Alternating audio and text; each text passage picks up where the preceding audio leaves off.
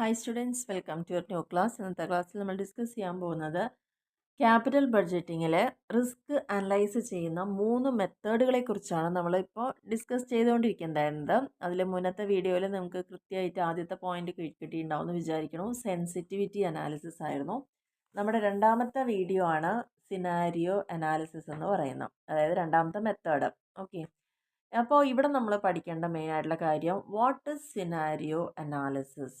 എന്താണ് ഈ സിനാരിയോ എന്ന് പറഞ്ഞു കഴിഞ്ഞാൽ, അതായത് ഓരോ സിറ്റുവേഷൻസ് അല്ലേ. Scenario analysis involves creating different scenarios to assess projects performance under various conditions. അതായത് നമ്മൾ ചെയ്യാൻ ഉദ്ദേശിക്കുന്ന ആ ഒരു ക്യാപിറ്റൽ ബഡ്ജറ്റിംഗ് ഡിസിഷൻ അല്ലെങ്കിൽ ഇൻവെസ്റ്റ്മെൻറ്റ് എന്ന് പറയുന്ന പല കണ്ടീഷനിലൂടെ ആയിരിക്കും ചിലപ്പോൾ മുന്നോട്ട് പോയിക്കൊണ്ടിരിക്കുന്നത്. അപ്പോൾ ആ പല കണ്ടീഷനുകൾ വരുന്ന സമയത്ത്, പല സ്ഥിതിഗതികൾ വരുന്ന സമയത്ത് അത് എങ്ങനെയൊക്കെ ആയിരിക്കാം എന്നുള്ളത് നമ്മൾ അനലൈസ് ചെയ്യുന്നതിനെയാണ്.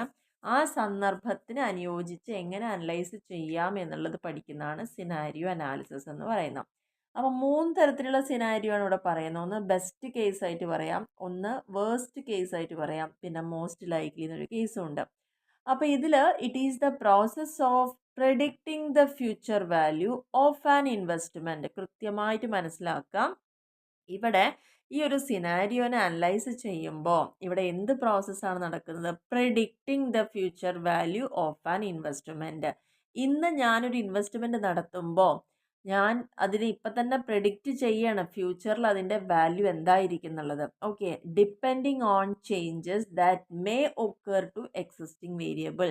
നിലവിൽ അതിൽ എന്തൊക്കെ കാര്യങ്ങളിലൂടെയാണോ കടന്നു പോകുന്നത് അവിടെ എന്തൊക്കെ മാറ്റങ്ങൾ വരാമെന്നുള്ളതും അതിനനുസരിച്ചുകൊണ്ട് എൻ്റെ ഇൻവെസ്റ്റ്മെൻറ്റിൻ്റെ ഫ്യൂച്ചർ വാല്യൂ എന്തായിരിക്കുമെന്നും ഞാനത് മുൻകൂട്ടി കാണുന്ന ഒരു പ്രോസസ്സിനെയാണ് സിനാരിയോ അനാലിസിസ് എന്ന് പറയുന്നത്. ഇവിടെ നമ്മൾ പറഞ്ഞു 3 ടൈപ്പ് സിനാരിയോ ആണുള്ളത്. അതായത് ഒരു ഇൻവെസ്റ്റർ നോർമലി ഫേസ് ചെയ്യുന്ന, ഒന്നില്ലെങ്കിൽ നമ്മൾ തിരഞ്ഞെടുത്ത ആ ഒരു ഇൻവെസ്റ്റ്മെൻറ്റ് ഏറ്റവും നല്ല രീതിയിൽ പോവാം, അല്ലെങ്കിൽ കുഴപ്പമില്ലാതെ പോവാം, അതല്ലെങ്കിൽ ഏറ്റവും മോശമായ സാഹചര്യത്തിലൂടെയും പോവാമെന്നാണ്. അതിൽ ഒന്നാമത്തെ ആ ഒരു സിനാരിയോ എന്ന് പറയുന്നത് ബേസ് കേസ് സിനാരിയോ ആണ്. അപ്പോൾ ഒരു ഇൻവെസ്റ്ററെ സംബന്ധിച്ചോളം നമുക്ക് സാധ്യമായത് എന്ന് പറയുന്നത് എന്താണ്? 3 സിനാരിയോ ആണ്.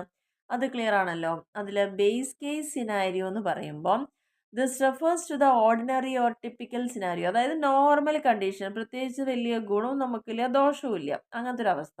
Four example, to modify the net present value of an investment one would likely to use discount rate and tax rate.